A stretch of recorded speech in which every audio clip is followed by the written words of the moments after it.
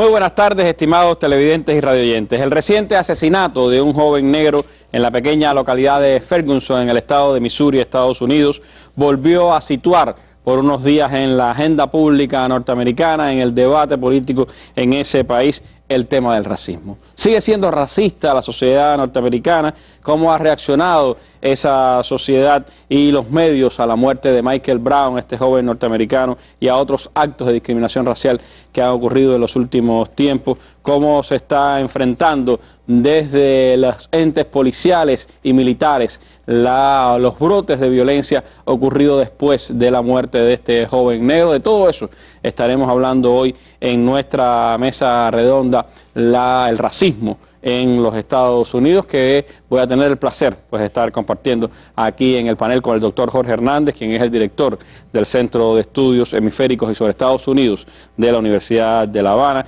y los colegas Lázaro Barredo, periodista de la revista Bohemia, y Reinaldo Taladrí, periodista de nuestro espacio de la mesa redonda. También me estará acompañando esta tarde la colega Ixa Evia, vicepresidenta primera de la UPEC, que han estado rastreando noticias, análisis sobre este tema en la internet. Les propongo que nos acompañen para analizar este tema de interés, que por supuesto tiene muchísima actualidad para el mundo y que también es parte de los debates ideológicos en los que hoy estamos. Más de 2.600 emisiones en vivo. Hemos creado un sistema de integración sin precedentes en la historia del mundo. Tribuna para los líderes progresistas de nuestra América. La presencia de Cuba fue realmente, yo diría, totalizante.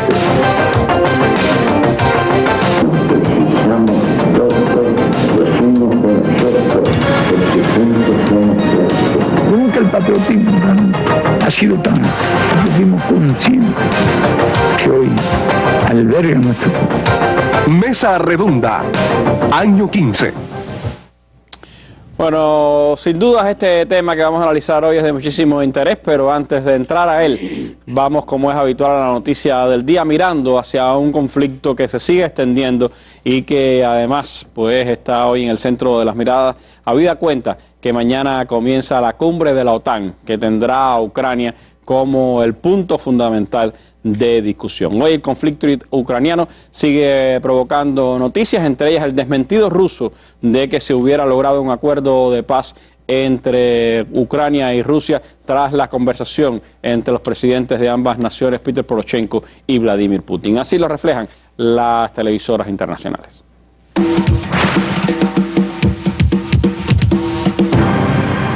Rusia ha desmentido que el acuerdo para un alto el fuego en el este de Ucrania anunciado por Kiev fuera alcanzado entre los presidentes Vladimir Putin y Petro Poroshenko. El vocero del Kremlin, Dmitry Peskov, ha aclarado que Rusia no es una de las partes del conflicto ucraniano.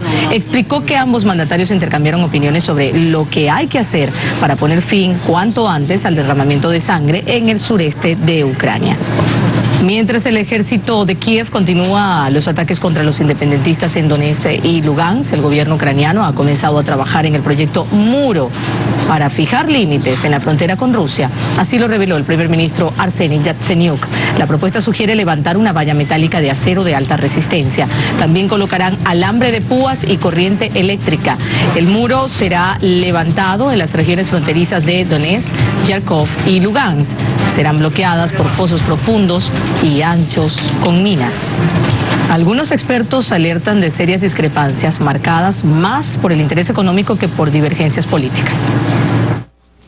Bueno, así se ha estado reflejando, en este caso por Telesur. También las diversas televisoras internacionales han estado enfocando el tema y se ha hablado como puntos importantes de seguimiento a esta crisis, la cumbre mañana de la OTAN en Escocia, en el Reino Unido, que estará teniendo a Ucrania como tema central, y el despliegue de fuerzas rápidas norteamericanas y de la OTAN en la zona del Báltico, los Países Bajos y otros países europeos cercanos a la frontera rusa, y también el hecho de que se discutirá un posible ingreso o no de Ucrania a la OTAN. Por otro lado, el viernes 5 de septiembre habrá una reunión del grupo de contacto sobre la situación en Ucrania que buscará algunos puntos para intentar calmar la situación en ese país. Una noticia que tiene mucho todavía por analizar y que, por supuesto, usted deberá seguir a través de las noticias porque serán días importantes mañana y pasado en este conflicto de Ucrania. Nuestra noticia del día de hoy, con ella comenzamos la mesa redonda y vamos a situarnos en el contexto de un fenómeno que tiene larga data pero que hoy tiene importante presencia en la sociedad norteamericana, el racismo.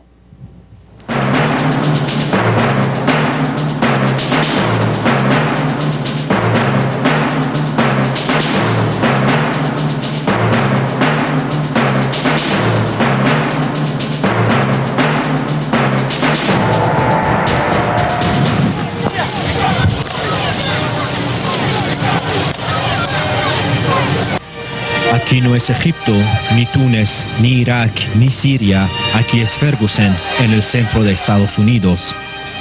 La población de mayoría afrodescendiente está furiosa desde el 9 de agosto, cuando un agente blanco de la policía local mató a tiros a un adolescente negro desarmado.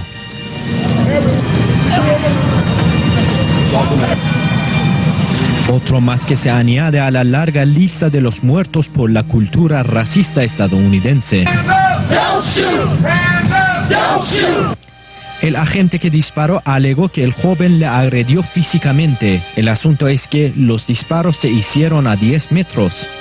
La autopsia independiente solicitada por la familia de la víctima indicó que recibió 4 balas en su cuerpo y después de esas 4 vinieron otras 2, las que lo mataron, en su cabeza.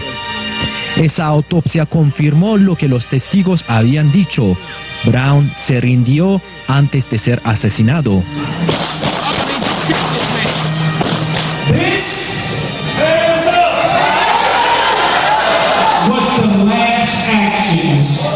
That our family member made before he went to rest. This will be stuck in my family's memories for the rest of our lives. So when you protest, El problema no fue únicamente la muerte del joven negro. La represión de la policía contra las manifestaciones también provocó muchas críticas y más furia. ¿Dónde está la libertad? Incluso se preguntó en la ONU. Ban Ki-moon pidió a Estados Unidos se respetara la libre expresión. Gases lacrimógenos, balas de goma, cañones de agua y toda la brutalidad de los policías que más parecían soldados que empleados públicos, que su profesión es servir a la gente. No acabó ahí, vinieron los toques de queda nocturnos y los convoyes de la Guardia Nacional que llegaron uno tras otro. Las manifestaciones se salieron de Ferguson. En Nueva York, Washington, la gente también levantó su furia. Lo único que pedían era justicia, algo simple, que el sistema judicial de Estados Unidos juzgue a los blancos como a los negros. La muerte de Michael Brown no fue el primero ni será el último caso, simplemente es un síntoma de una enfermedad, el racismo, añejo en los huesos de los estadounidenses, que se repite una y otra vez, muchas veces con balas de verdad. El fenómeno del racismo en Estados Unidos ahora ha revivido después de este asesinato en Missouri. Antes, en el 2012, fue el asesinato del joven negro Trayvon Martin y cada cierto tiempo, pues uno de estos incidentes vuelve a traer al debate norteamericano el tema del racismo. Este fenómeno, profesor Jorge, ¿a qué vincularlo históricamente? ¿Cómo se ha manifestado en la sociedad norteamericana y cómo se expresa hoy en ese país? Sí, el fenómeno del racismo, tú lo decías en tus palabras introductorias, tiene larga data en la historia de los Estados Unidos. Habría que decir que es una especie de perversión. Está instalado en ese país, en los Estados Unidos, prácticamente pudiera decirse desde el surgimiento de la nación. Y esto tiene que ver con la manera en que el proceso colonial, la colonización inglesa en los territorios de América del Norte se llevó a cabo, con los personajes que llegaron a aquellos territorios, hombres marcados por el mercantilismo europeo, por el naciente capitalismo inglés, asociado a valores y a prácticas también, a ideología y a conductas políticas concretas que estaban muy influenciadas por ese desespero, pudiéramos decir, por llegar, por labrarse un lugar, por el apego a la propiedad privada, el individualismo que lo acompañaba, un pensamiento religioso muy puritanista, de manera muy fundamentalista, incluso asumiendo los textos de la Biblia al pie de la letra, y todo esto en una envoltura también según la cual el contraste entre las diferencias en los colores de piel que empiezan a hallar esos colonos cuando llegan a los territorios norteamericanos de entonces, la piel cobriza de los indios y toda la piel que no tenía un color semejante al de ellos, era encasillado entonces dentro de un esquema. Todo lo que se separaba del arquetipo, del prototipo de esos llamados padres fundadores era algo que empezaba a ser repudiado o rechazado. Desde ese punto de vista, el racismo pudiera considerarse en los Estados Unidos, por esas implicaciones en la cultura y en la historia nacional. Tú preguntabas al inicio, ¿es una sociedad racista? Sí, es una sociedad profundamente racista. Y aunque encontramos en ella toda la diversidad de clases sociales y de sectores, todo ese patrón ideológico, esa matriz cultural donde está el racismo con otras expresiones aberrantes de discriminación, se puede caracterizar como es el pensamiento, lo hemos tratado en esta mesa en otras oportunidades, del blanco anglosajón, protestante, de clase media, no porque la gran burguesía o la oligarquía financiera no piense exactamente como ellos, o los que se encuentran en la base de la pirámide social, los trabajadores, el obrero, piensen de una manera exactamente igual, pero como el marxismo nos enseñó, la ideología que se impone en una sociedad es la de los sectores que son económicamente dominantes. Y desde aquellos tiempos, los plantadores, los colonizadores, los que llevaron a cabo la revolución de independencia para liberarse de la corona británica, pero con afanes de crecer y de desarrollar las relaciones de producción capitalista, que fueron las que llegaron, es lo que está marcando esa realidad en los Estados Unidos. El fenómeno racial hay que entenderlo en ese país como algo más que expresa discriminación por el color de la piel. No es un concepto racial, tiene implicaciones también desde el punto de vista étnico y desde el punto de vista religioso. La mentalidad de aquellos individuos era una expresión de supremacía blanca, desde el punto de vista, pudiéramos decir, racial, pero era también expresión de una supremacía religiosa. El que no era protestante era como segregado o rechazado. No perdamos de vista que al inicio el racismo de los nacientes Estados Unidos se proyectaba también hacia la población irlandesa e italiana que llega después, simplemente porque eran católicos, no eran protestantes, adventistas o metodistas. Entonces, toda esta manera de expresar el segregacionismo y el rechazo, pudiéramos decir que está muy implantado a través de todo el periodo fundacional, que se acentúa en el siglo XIX. Se piensa a veces que la guerra civil que tiene lugar en la década de 1860 se lleva a cabo entre las motivaciones iniciales por tratar de darle el estatus a los negros esclavos que procedían de África, un tratamiento humanista y demás. En realidad esto va apareciendo en la medida que la guerra avanza, pero lo que decide la incorporación de los negros esclavos en la guerra era más bien el rol que podían rendir como soldados para fortalecer las posiciones del ejército de la Unión, de los estados norteños que querían llevar hacia los estados sureños, de los plantadores racistas y esclavistas, ¿no?, para poder extender el capitalismo y hacer más eficiente el capitalismo allí. Desde ese punto de vista, el racismo, hay que decir también, no es solamente una manifestación ideológica, no solamente está en el plano de la subjetividad, en la ideología, en la mentalidad muy arraigado, es un fenómeno que lleva consigo expresiones de violencia, expresiones físicas que se han repetido también a lo largo de toda la historia de los Estados Unidos. El final de la guerra civil, hay que decirlo también, porque a veces trabajamos con esta idea y la reproducimos sin darnos cuenta, o la prensa a veces de muchos países la repite, la guerra civil, aunque formalmente la gana el norte y se produce la liberación de los esclavos, se emiten las enmiendas, la 13ª, la 14ª, la 15ª, que le da la libertad, que los hace ciudadanos, que les da el derecho al trabajo y al voto. Eso es una expresión formal de solución.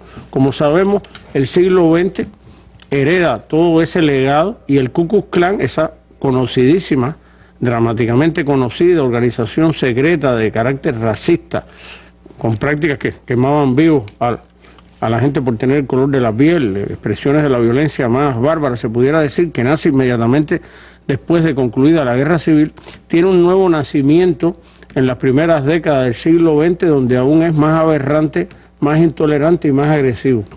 En el siglo XX esta nueva edición del Ku Klux Klan no solamente va contra el color de la piel de los llamados afroamericanos, eufemísticamente se proyecta contra los judíos, contra todos los extranjeros, los inmigrantes, contra los católicos también, y toda la historia, digamos, después de la Segunda Guerra Mundial, lo que expresa es que en los decenios que la siguen, al final de esa guerra, la década de 1950 y la del 60, son escenarios de fuertes confrontaciones de clase. Los disturbios racistas que se aprecian aquí, con el asesinato brutal de Michael Brown, semejante a lo que tú recordaste hace un par de años, cuando asesinan a Trayvon Martin en Florida, creo que fue en el 2012, y el recuerdo aún vivo desde el año 92-93 del brutal asesinato de Rodney King. Todo eso tenía como una especie de antecedente en los colegios, en las escuelas sureñas, en la década del 50. Y justamente en el decenio que siguió, la década de 1960, la escena norteamericana, definida por toda esta lucha a favor de los derechos civiles, la época en que la teleaudiencia recordará nombres como los de Martin Luther King o Malcolm X, organizaciones como los Panteras Negras y demás, lo que trataban era de presionar a la sociedad norteamericana para que adoptara un esquema, pudiéramos decir, más civilizado, dejando atrás esos episodios de discriminación y demás. Ahí se pudiera establecer un punto de inflexión importante, la década de 1960, por el auge que tuvo todo esto, pero sin embargo tampoco quedaron resueltas las cosas por la ley que reforzaba el derecho al voto y que trataba de proyectarse la ley de los derechos civiles, por la igualdad de los derechos civiles y demás, sino que llegamos entonces a este presente, luego de tener la cosecha de la doble administración de W. Bush, de haber tenido también la herencia de la doble administración Reagan y de Bush padre durante todo el decenio de 1980, todo eso dejó un terreno muy fértil para el florecimiento de todas las expresiones de intolerancia. Termino con esta idea, reiterando que el fenómeno del racismo en los Estados Unidos tiene una implantación histórica muy fuerte, está en la mentalidad, está en la subjetividad, está en la conducta, está acompañado generalmente de expresiones muy violentas, y el racismo se expresa en ese país con leyes racistas, con una expresión jurídica, con una expresión legal también que le da a eso un cierre muy complicado, pero que lo hace también muy presente con esta actualidad y este dramatismo que acabamos de ver. Gracias, profesor. Bueno, teníamos ahí unas imágenes que lamentablemente no salieron, pero me gustaría entonces irnos a un asunto que el profesor estaba definiendo. Desde su propio surgimiento estamos viendo estas expresiones, esta ladrí de racismo, y estamos enfrentados a expresiones antirracistas de la comunidad negra norteamericana. Pero el racismo va más allá de la propia comunidad negra desde ese inicio de la historia de los Estados Unidos. ¿Cómo se está expresando eso hoy en la realidad, en la sociedad norteamericana? ¿Cómo el racismo se ha convertido en una doctrina, en parte del funcionamiento del capitalismo y del imperialismo norteamericano? Yo creo, personalmente, es mi opinión, de que el racismo tiene causas económicas, sociales, políticas, y después se refleja en la cultura de una sociedad como consecuencia de eso, y ya después pasa a la psiquis social. Pero hay que ir a eso que tú mencionabas. Por ejemplo, el famoso Ku Klux Klan, que llegó a tener, se dice, que hasta 5 millones de miembros. Hoy no es tan grande, pero ojo, llegó un presidente negro por primera vez. Recuerdo aquella noche de 2008, había líderes que lloraban con razón. Jesse Jackson, Oprah Winfrey, personalidades norteamericanas aquella noche, recuerdo que lloraban. Y era una cosa que mucha gente no pensó, incluso aquí entre nosotros, que podía pasar. Y pasó. Se acabó el racismo en Estados Unidos, con un presidente negro, con un secretario de defensa negro, embajador en Naciones Unidas negras. ¿Se acabó eso? Parece que no. Por ejemplo, yo les voy a leer algunos datos. El Ku Klux Klan, esto es de Nueva York, se supone un estado que no tiene nada que ver con esto. En una localidad en Nueva York acaban de aparecer en todas las puertas de este pueblo de Nueva York panfletos para que tú te inscribas en Ku Klux Klan, y tienen en su portada a un judío, un negro y un latino. Y los tres están diciendo lo mismo. Prepárate, dicen los tres. Nosotros queremos tus trabajos, nosotros queremos tus casas, nosotros queremos a tu país. Ya esto, vean que aquí hay un judío, vean que aquí hay un latino, y hoy la emigración a Estados Unidos, más del 90% no es, más del 90%, por ahí estaba el dato, no recuerdo cuánto exactamente, es de latinos, de los llamados hispanos en Estados Unidos. Sigo. ¿Cuánta gente denunció esto en Nueva York? Solamente 4 personas denunciaron esto. Y tercero, están parados por la famosa enmienda constitucional de la libertad de expresión. Tú no puedes prohibirle al Ku Klux Klan que haga esto porque lo ampara una enmienda constitucional de libertad de expresión. Y aún la Asociación Americana de Libertades Civiles los ha defendido. Ha defendido al Ku Klux Klan en tribunales. ¿Quién puso los panfletos? En Nueva York. Bueno, lo puso la Asociación del Ku Klux Klan de Carolina del Norte. ¿Y qué dijo? ¿Qué dijo? Escuchen esto. El jefe de este capítulo, que ya salen en público, hubo una época que no aparecían en público. Ahora en los 8 años estos han empezado a aparecer en público. Dijo el hombre, muchos de los americanos estamos en guerra con la emigración, con la inmigración. Ese es el problema. Los inmigrantes están viniendo a América y están destruyendo este lugar. O sea, eso va más allá de la cosa racial contra los negros. Supera eso. Sigo con el tema del racismo. El capítulo del Ku Klux Klan, en donde, en Missouri, hizo una colecta pública y levantó un poco de dinero, cosa que no ha salido mucho en público, porque no se le quiso, dicen, echar leña al fuego por los medios para la defensa del oficial de policía. Recogieron dinero para la defensa del oficial de policía. Ahora, va a ser el Ku Klux Klan lo que fue, como decía Jorge, en los años 20, que llegó a tener hasta 5 gobernadores, como 4 o 5 senadores, miembros del Ku Klux Klan. Yo nunca lo creo. ¿Saben por qué? Porque la extrema derecha política hoy de Estados Unidos, incluyendo el Tea Party, tiene en su agenda, y es público, es política pública, no hay que esconderse ni ponerse una capucha, todo lo que piden esta gente del Ku Klux Klan. Es igual que la USAID y la CIA. Ahora la USAID hace lo que la CIA hacía en privado, escondido, clandestino, lo hace abiertamente. El Tea Party y la extrema derecha republicana y extrema derecha política no tiene solamente que ser republicana, porque en el sur hay demócratas que en estos temas coinciden también, tiene la misma agenda del Ku Klux Klan. Esto que está en el panfleto lo están diciendo políticos del Tea Party, lo están diciendo políticos de la extrema derecha. Eso coincide con las posiciones que han ido asumiendo contra los migrantes, con la discusión de la ley migratoria, y los latinos son parte de esa xenofobia creciente en la sociedad norteamericana. Por igual, extranjeros vienen a quitarnos, pero ojo, volvemos entonces a la economía. Hay crisis, hay problemas, hay temores, el extranjero, el de piel distinta, el raro, porque esto incluye, y el Ku Klux Klan en sus inicios lo incluyó, el Ku Klux Klan incluía a los negros, lo incluía a comunistas, lo incluyó en una época, a homosexuales, a todo tipo de gente rara, lo que para ellos no es puro. Ahora sigo. ¿Se acabó el racismo? Le voy a dar brevemente.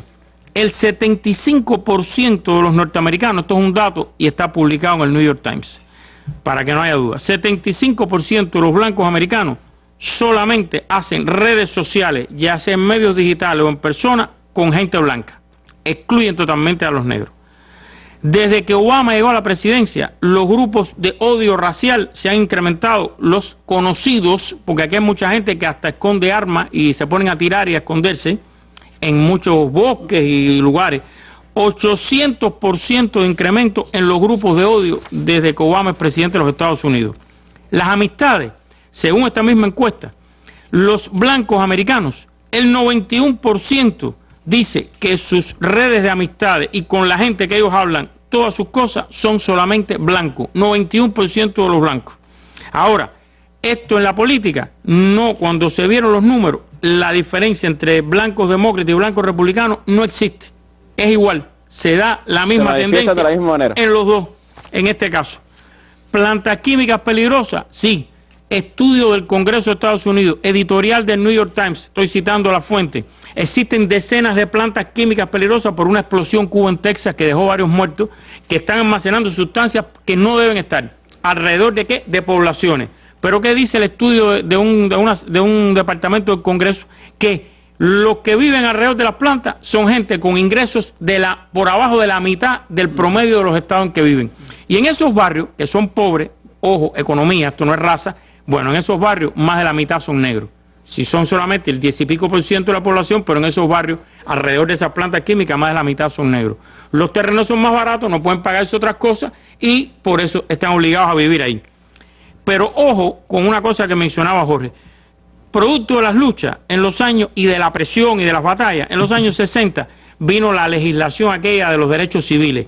Y ahí se incluyó un capítulo del que nunca se habla, que es crear la burguesía negra, como antídoto a la radicalización política que tuvo una parte de ese movimiento con ideas.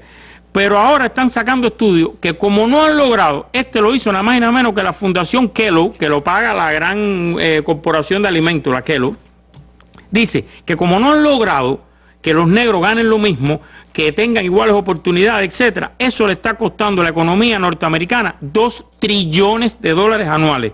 ¿Por qué le cuesta el racismo $2 trillones y las diferencias de ingresos? Porque los negros ganan menos y como ganan menos, compran menos, esa es una economía que está basada en el consumo. Y a la vez, como ganan menos, pagan menos impuestos. Y esto no incluye el famoso tema de la población penal, porque se está convirtiendo las cárceles en Estados Unidos en una industria y no quisieron incluirlo en el estudio por razones éticas, por la cantidad de gente presa que hay y la desproporcionada proporción de negros. Por tanto, cuando usted ve estos datos se puede preguntar, 8 años después, ¿se resolvió el problema? Aunque hay gente que quiere resolverlo por diversas razones que van desde la economía hasta razones éticas, morales, de todo tipo. ¿Está resuelto el problema? Yo creo que esto demuestra que no basta con una persona en un cargo. No creo que baste con eso. Creo que las raíces son bien profundas, económicas, políticas y sociales, y hoy van mucho más allá de los negros incluso, con estos ejemplos que te acabo de poner aquí. Gracias, Taladri.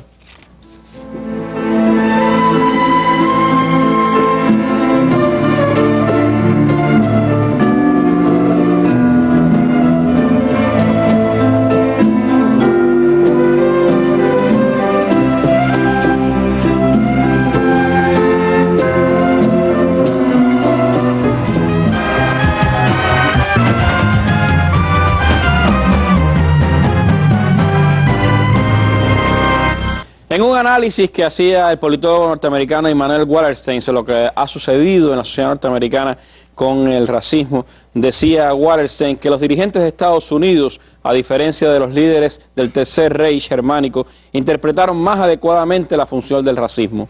Dice Wallerstein, Hitler no entendió el objetivo central del racismo en la economía mundo capitalista. El propósito del racismo no es excluir a la gente, mucho menos exterminarla. El propósito del racismo es mantener a la gente dentro del sistema, pero como inferiores a los que se puede explotar económicamente y usar como chivos expiatorios políticos. Así ha dicho Wallerstein sobre cómo funciona la lógica del racismo en el sistema mundo capitalista, dice él, y se refiere específicamente a los Estados Unidos. Y eso se refleja, por supuesto, en la permanencia, como se decía acá, Lázaro, de grupos como el Ku Klux Klan y expresiones racistas dentro de la sociedad norteamericana, que se reflejan ahora mismo en esto que ha sucedido con el caso de Brown. Bueno, Randy, el propio Obama el pasado 28 de agosto, en la conmemoración del cincuentenario del discurso de Martin Luther King, Yo tengo un sueño, tuvo que reconocer que la brecha del problema racial en Estados Unidos sigue profundamente abierta. Y lo refería además no solo al problema de la violencia, como decía Taladri, al problema económico, al problema de la pobreza. Los blancos norteamericanos, según esas encuestas, ganan 19 veces más que los negros.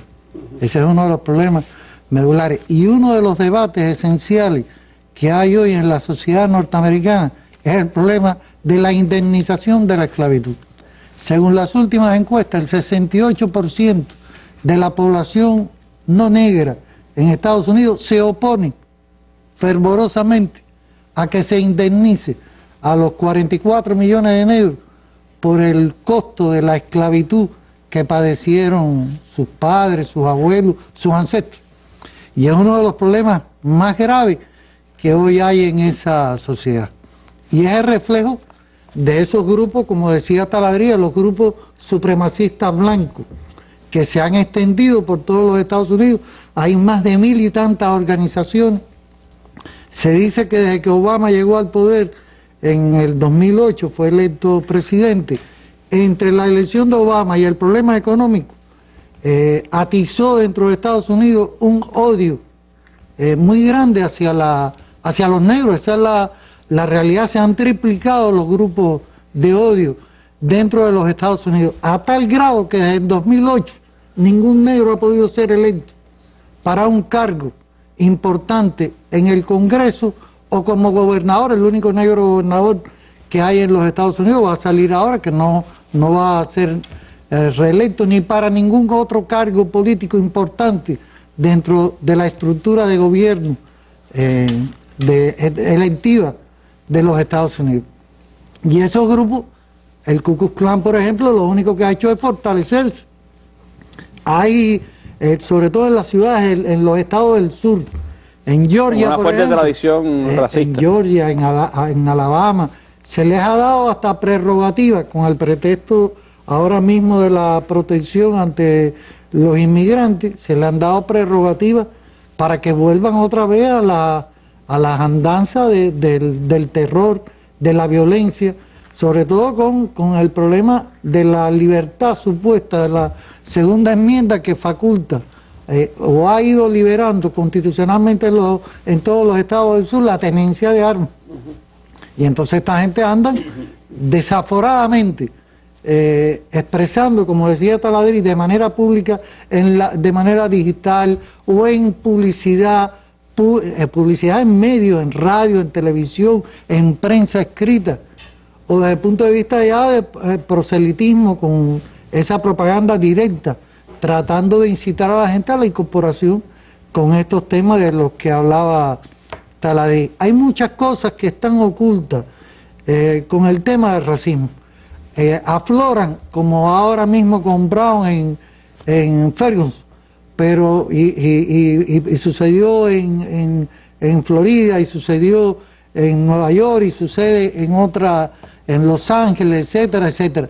Pero una investigación de una organización de defensa de la infancia en Estados Unidos ha reflejado, por ejemplo, Randy, que desde el año 79 casi 45.000 niños y adolescentes de entre 15 y 18 años negros en Estados Unidos han muerto como consecuencia de armas de fuego, no solo por pandillas, sino también por la policía, por blancos que los han asesinado, porque hay muchas manifestaciones de tiroteo, de gente que viene en un vehículo y disparan y matan y asesinan, y eso es uno de los fenómenos que sigue latente, muy presente en la sociedad norteamericana por ese concepto racial que, insisto, Obama es el mayor reflejo en toda la propaganda que se está haciendo, los intentos de atentado y toda la demonización que se ha hecho de él, no por ser liberal o socialista, sino por ser negro. Esa es parte de la expresión de lo que en el sustrato de la sociedad norteamericana sigue presente, esa cultura del racismo, como decía el profesor Jorge, y que también pues provoca estas reacciones sociales de protesta, de nuevas búsquedas de debate sobre el tema racial en los Estados Unidos. Este sábado hubo nuevamente pues manifestaciones en Ferguson sobre el tema del racismo, el asesinato del adolescente norteamericano allí en esa ciudad de Missouri, y ha habido pues florecimiento también de noticias, de análisis sobre el tema del racismo, cómo sigue manifestándose en la sociedad norteamericana. Isa Evia nos tiene ahora algunos ejemplos de lo que en la web se está hablando sobre este tema.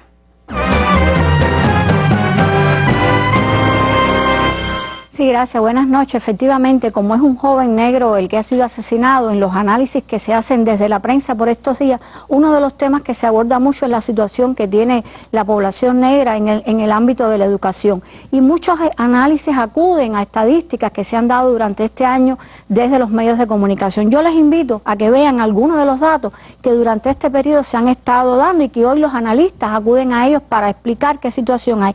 Por ejemplo, se está hablando de racismo desde la enseñanza preescolar en Estados Unidos, y vamos a ver la estadística que se da donde se dice que los niños negros comprenden aproximadamente el 18% de la población estudiantil a nivel preescolar, pero son casi la mitad de los que son expulsados de manera reiterada de las escuelas, y son datos que se dan desde el Departamento de Educación de Estados Unidos. Hay otra estadística que se da en este trabajo, donde se habla de que la Oficina de Derechos Civiles del Departamento de Educación encontró que los estudiantes negros, analizando todas las enseñanzas, son suspendidos y expulsados 3 veces más que los blancos en los colegios. Otro trabajo este año, y que tiene que ver con un estudio, un análisis que se hacía desde Naciones Unidas y que se publicaba, tenía el título Educación de peor calidad y más abandonos entre negros e hispanos, refiriéndose a los Estados Unidos, y se hablaba incluso del fracaso escolar. Este informe de Naciones Unidas, que toma datos del año 2013, dice que solo un 7% de los estudiantes de primer año en las mejores 468 universidades de Estados Unidos eran negros, en comparación con el 75% de los blancos. Y en este trabajo se hace referencia a que Obama, precisamente en febrero del 2014, cuando presentaba un plan para mejorar la capacidad académica de los afroamericanos, tenía que reconocer que el 86% de los niños negros de 10 años y el 82% de los hispanos eran los que leían por debajo del nivel adecuado para la edad, y que este problema solo afectaba al 58% de los blancos. En este trabajo se habla de que el Departamento de Educación reconoce que pese a que los alumnos negros tienen un peso de un 16% en las escuelas públicas, son el 27% de los retenidos por las autoridades policiales, o sea que sufren el tema policial desde las escuelas, y que representan el 31% de los que son detenidos en los propios centros.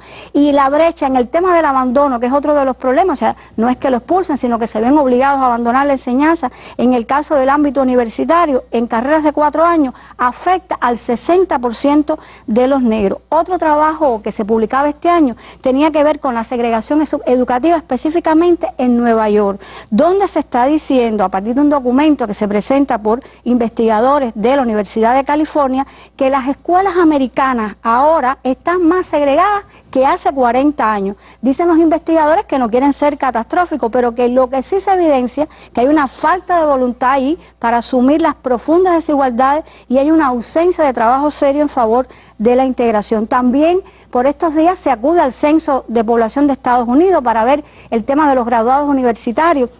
Y hay una gráfica que quiero mostrarles, toman de referencia a los graduados con 30 años y se observa cómo en el 70 hay una brecha entre negros y blancos, pero que esta brecha en el 2012 se ha incrementado, por lo tanto hay evidentes diferencias entre los negros y blancos en la enseñanza universitaria. Y por último, hago referencia a un detalle que se da desde el propio Departamento de Educación, y el secretario de Educación lo reconoce, que anualmente hay más de 10.000 denuncias en las escuelas de Estados Unidos referidas a temas de discriminación. Hasta aquí, Randy, este panorama muy negativo en el caso de la educación para los negros en Estados Unidos. Gracias, Aixa. La propia escuela de Alabama, aquella que se convirtió en símbolo del combate de la sociedad norteamericana contra el racismo, ha reflejado en estos días en un trabajo de un profesor universitario norteamericano, está viviendo exactamente el mismo proceso que se vivió en aquellos momentos cuando los negros están siendo confinados a las propias escuelas de menos nivel, de menos posibilidades financieras, y los blancos se siguen concentrando en las escuelas privadas de más acceso, de mejor educación, y están reproduciendo ese esquema. Es decir, aquella batalla que se llevó hace 4 décadas ha sido rebasada, ha sido pues vuelta a reflejar en la realidad que vive hoy los Estados Unidos. Gracias, Aixa. ¿Cómo está impactando la crisis económica internacional? ¿Cuál es la estrategia actual de dominación del imperio? ¿Hacia dónde cambia el Oriente Medio? ¿Cuál es el panorama actual de América Latina? ¿Está en crisis el modelo de Unión Europea? Análisis, opiniones, imágenes sobre estos y otros importantes temas internacionales, usted los encontrará en la Mesa Redonda. Acompáñenos cada día a las 7 de la noche.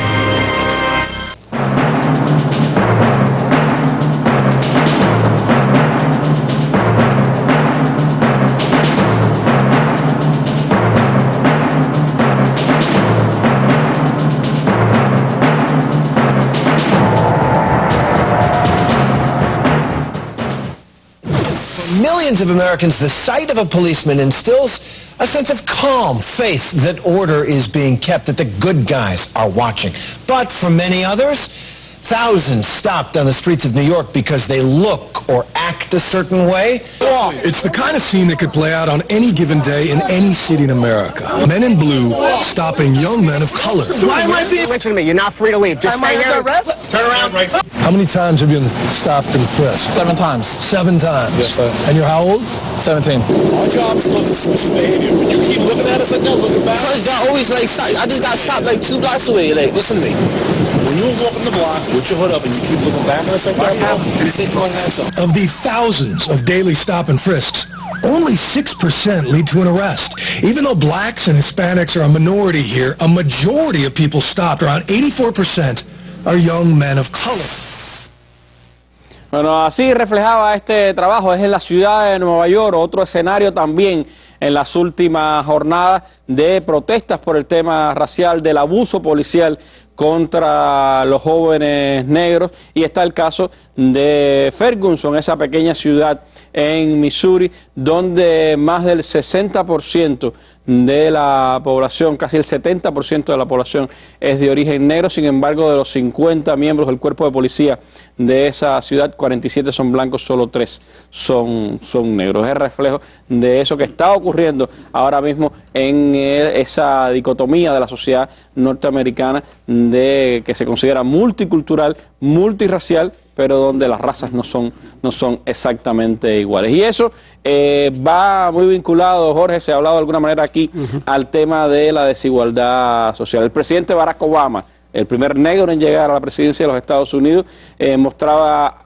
gran preocupación en los últimos meses, lo ha dicho en varios discursos, por el crecimiento de la desigualdad social en los Estados Unidos. ¿Eso cómo afecta, cómo se vincula a un crecimiento, a un rebrote del racismo en la sociedad norteamericana? Bueno, desde luego, teniendo en cuenta las características socioeconómicas de los Estados Unidos, Taladrí tenía mucha razón cuando ponía el acento en los condicionamientos, digamos, de este tipo, razones socioeconómicas derivadas de la propia naturaleza, de la naturaleza intrínseca del sistema.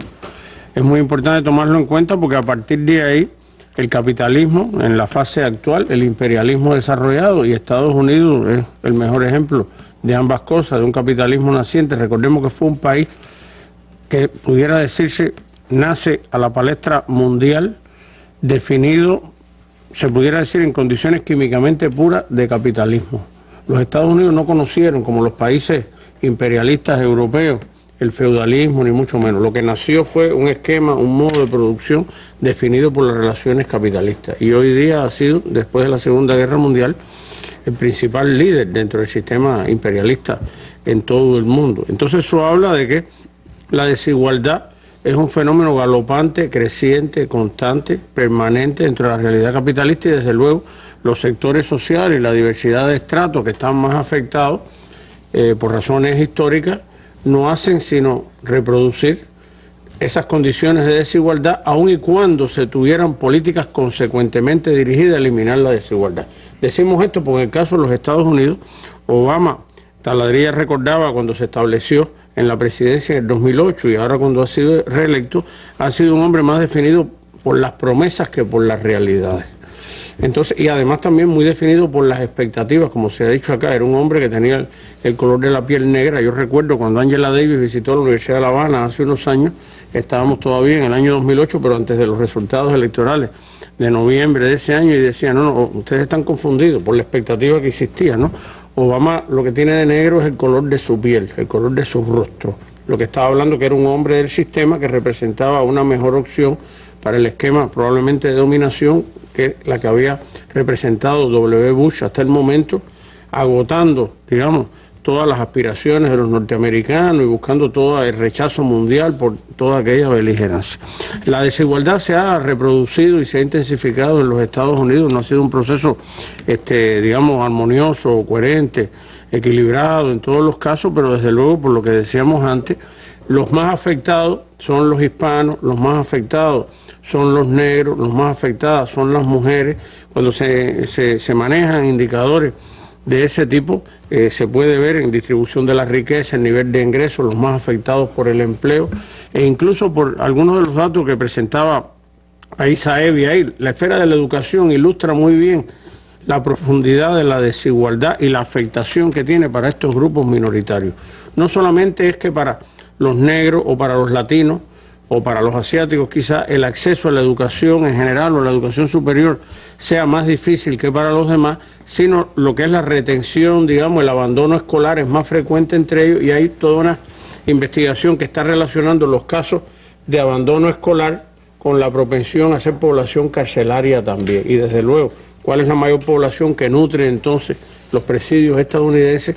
Los latinos, los negros, etcétera. De manera que esto es un fenómeno que hay que verlo mucho desde ese punto de vista, teniendo en cuenta que, aunque es un fenómeno cultural, por todo lo que se ha dicho aquí, se expresa de manera, pudiéramos decir, transversal en todas las distintas esferas de la sociedad. Y esa desigualdad, expresada también con un carácter discriminatorio, está en el plano educacional, está en el plano del acceso a la salud, en el plano del nivel de vida, de la estabilidad y el acceso al empleo, etcétera. Esta situación que se ha dado en los últimos días o durante el mes de agosto ha también pues elevado no solo la preocupación en la sociedad norteamericana por el tema del racismo, o en algunos sectores de la sociedad norteamericana, porque otros sectores han tratado de aplacar cualquier preocupación sobre este tema, pero ha creado nuevas alarmas lo que allí ha ocurrido, porque si en la década del 60, si en el momento de la lucha por los derechos civiles en los Estados Unidos, incluso los presidentes norteamericanos llegaron a utilizar el ejército para hacer entrar a los estudiantes negros a las escuelas de Estados Unidos, ahora los presidentes norteamericanos o los gobernadores de los estados han estado utilizando hasta las fuerzas militares, ya no solo la policía, para la represión contra el movimiento que ha salido a manifestarse a las calles. Lázaro. Randy, eso es parte del fariseísmo de la política imperial norteamericana. Esto no es algo que se haya aparecido ahora de buenas a primeras. Desde la década del 90, con el pretexto de la droga en Estados Unidos, y además de las guerras, como los excesos de la militarización y del armamentismo fueron creando grandes arsenales, el propio Pentágono se vio en la necesidad de evacuar, de tener un punto de evacuación, y desde entonces se viene hablando de la necesidad de preparar al país para afrontar determinadas circunstancias de rebeliones, de revueltas, sobre todo después del fenómeno de Los Ángeles en 1992 de Rodney King. Y a partir de ahí entonces se hizo una resolución codificada como 1033, que no he podido descubrir por qué 1033, no sé si tú lo sabrás, Taladí, pero bueno, le pusieron así, programa 1033. Y ese programa lo que facultaba, con orden del Departamento de Justicia, que se supone que es el que más tiene que vigilar por la seguridad de los ciudadanos, del fortalecimiento militar de la policía comunitaria. Y entonces a partir de ahí se empezó a trasegar hacia la policía armamento militar, carros de combate, ligeros, helicópteros, armas de fuego de guerra y otros medios, chalecos antibalas, etcétera, etcétera. Después de los sucesos del 11 de septiembre del 2001, esa política se reforzó con el pretexto de la lucha contra el terrorismo, a tal grado que se ha logrado saber ahora, en medio de todas las investigaciones, que casi 34.000 millones de dólares fueron destinados por el Departamento de Justicia, el Departamento de Seguridad Interna, que se creó a partir del 11 de septiembre, y el Pentágono hacia estas fuerzas militares, y se fue preparando una fuerza contingencial. Ahora, como parte de la doctrina de la guerra no convencional y de toda la profundización a partir de lo que pasó en Ferguson, porque fíjate, las escenas que vimos ahí, tal parecía que eran militares en combate en Irak, en Afganistán, porque era toda la parafernalia militar. A partir de todo eso ha aparecido que en abril de este año, como parte de la doctrina, el propio ejército de Estados Unidos desarrolló un manual de enfrentamiento a los conflictos internos y está referido a todo el fortalecimiento militar de esta fuerza. No pueden decir que se hayan ahora con Ferguson, porque mira, el propio alcalde Bloomberg el alcalde de Nueva York, ¿Qué era alcalde de Nueva York? el que fue alcalde en el 2011, se vanagloriaba de que en Nueva York él tenía el 7º ejército del mundo, que es la policía de Nueva York, y que tiene una oficina